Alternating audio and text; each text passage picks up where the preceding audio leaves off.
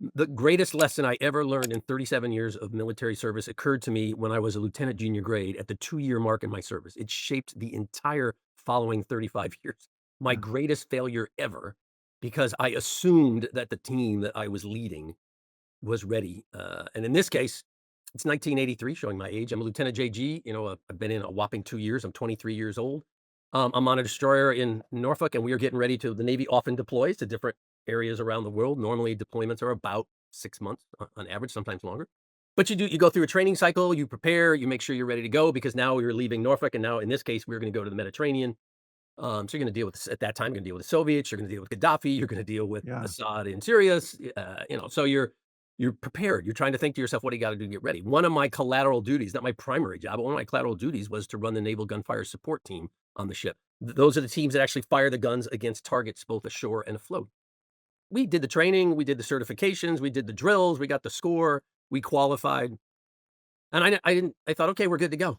We deploy from Norfolk in October of 1983, and within 24 hours of leaving Norfolk, we get the classical naval message: detach from formation and proceed at best possible speed to a lat long. And I can still remember us plotting this latitude and longitude on a chart on the chart table on the bridge, and we're all Yeah. going, "Where is this place? What is it?" And as the quartermaster steps back, the navigator steps forward and says, "This looks to be close to an island called Grenada." I'd never heard of literally, I'd never heard of Grenada before I deployed.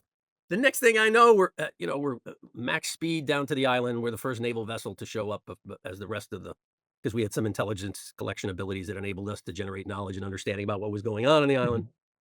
And within about 24 hours, 48 hours of getting there, we actually executed an invasion. We dropped the 82nd Airborne into the Point Salinas airfield, which is on the south end of the island. We actually land a Marine expeditionary unit on the eastern side initially. So we put U.S. troops on the ground, and suddenly my ship is being tasked to provide naval gunfire support to them.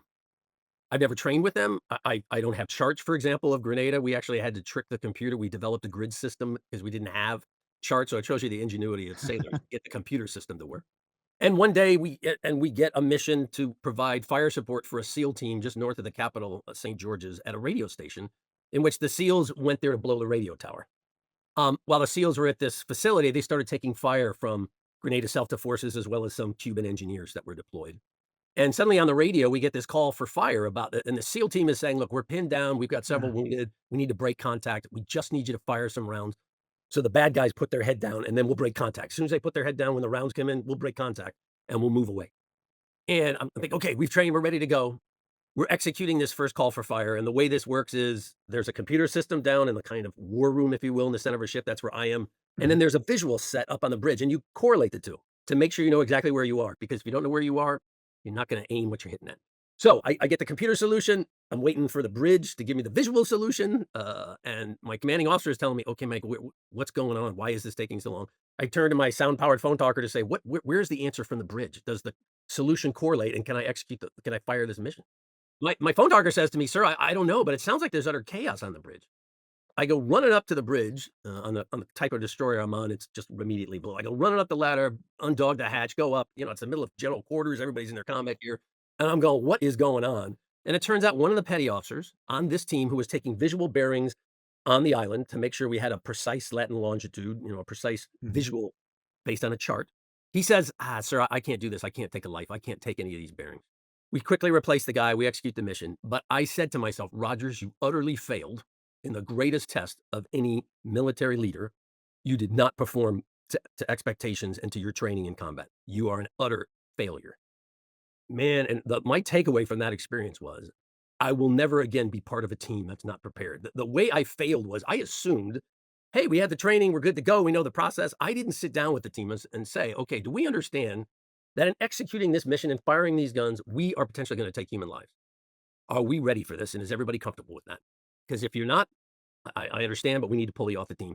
Because when we get into combat, we have got to deliver. We got men and women on the other end of this who are counting on us. And I didn't do that.